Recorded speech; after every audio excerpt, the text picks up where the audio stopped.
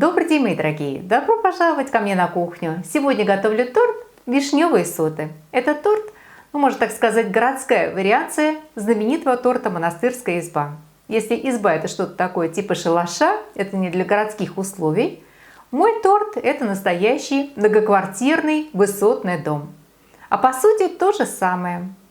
То же самое тесто, та же самая вишневая прослойка и тот же самый сметанный крем. Получается так же вкусно. Давайте готовить.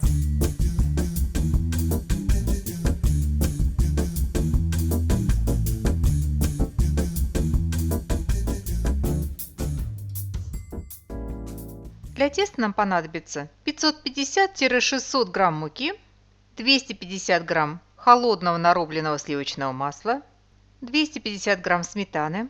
У меня сметана 20%, но подойдет любой жирности. 200 грамм сахара, пол чайной ложки соды, пакетик ванильного сахара, это 8 грамм, и пакетик разрыхлителя для теста. Вес пакетика 10 грамм. Смешиваем муку и разрыхлитель, а затем просеиваем. Сюда же всыпаем сахар, ванильный сахар и еще раз все хорошо размешиваем, чтобы все сухие ингредиенты равномерно распределились по объему. Кладем холодное нарубленное сливочное масло.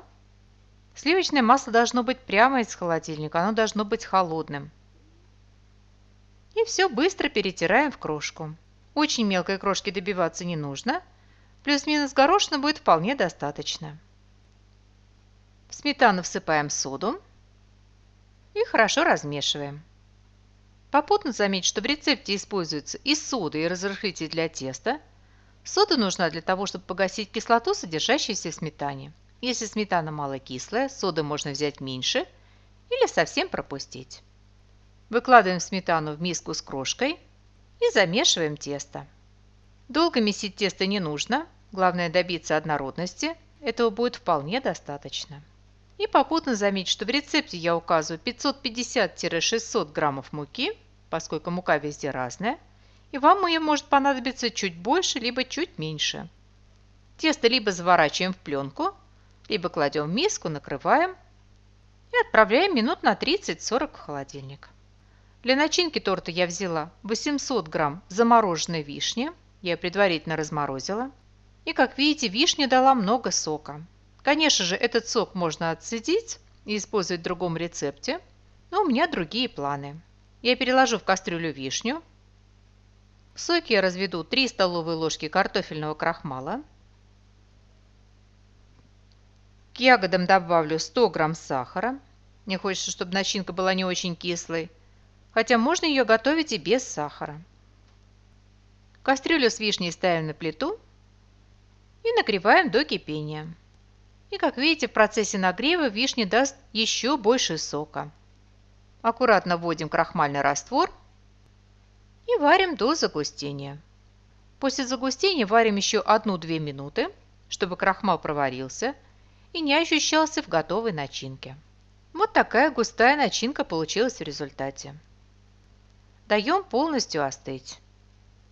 Достаем тесто из холодильника, подкатываем и делим на 3 примерно равные части. Одну часть оставляем на рабочем столе, а 2 остальные заворачиваем в пленку и пока убираем в холодильник. Тесто раскатываем. Толщина раскатки на ваше усмотрение. Можно чуть тоньше, можно чуть толще. Мне нравится, когда тесто тонкое, поэтому я раскатываю довольно тонко. Раскатанное тесто нарезаем. Нарезаем на полоски. Толщина полосок 7-8 см. Примерно. Для того, чтобы полоски были прямоугольными, срезаем, подравниваем краешки.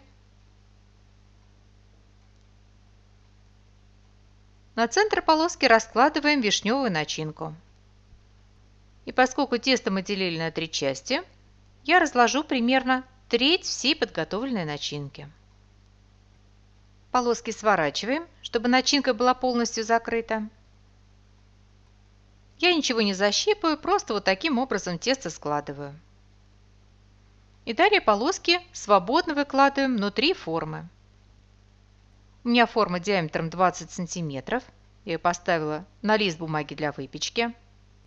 Полоски укладываем свободно. Плотно укладывать не нужно, поскольку если уложить плотно, тесто будет плохо пропекаться и готовые коржи будет плохо пропитываться.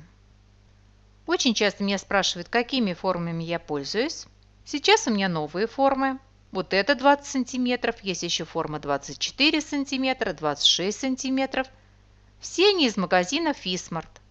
Очень неплохой интернет-магазин, много всего интересного, полезного.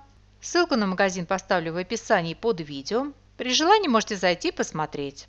Кстати говоря, из этого же интернет-магазина у меня есть скалка, которой очень удобно раскатывать тесто, лопаточки, венчики и много других новинок. Постепенно они будут появляться в кадре. И в таком виде перекладываем корж на противень. Выпекаем корж предварительно разогретой до 200 градусов Цельсия духовки до зарумянивания.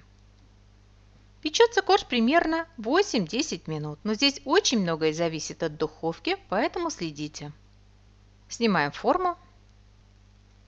Корж перекладываем на ровную поверхность. И сразу же, пока корж еще очень горячий, смазываем его нежирной сметаной. У меня сметана 15%, но можно взять даже 10%, поскольку чем менее жирная сметана, тем лучше пропитываются коржи. Сметану не жалеем, корж промазываем хорошо, щедро.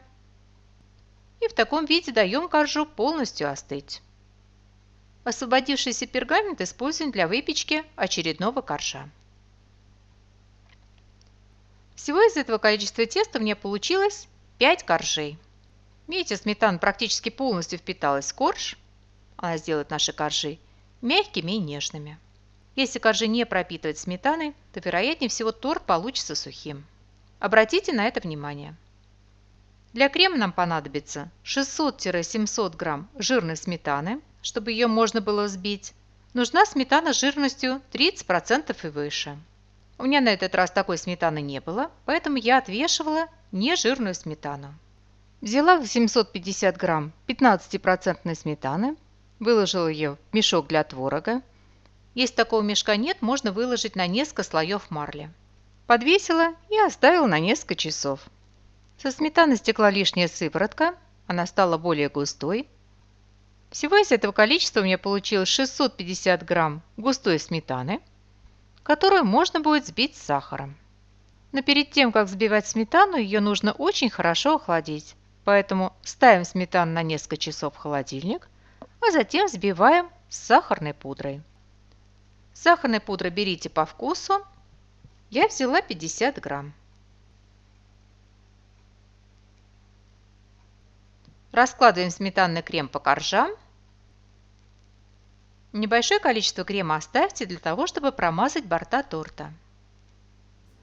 Собираем торт привычным способом – горочкой, промазывая коржи кремом.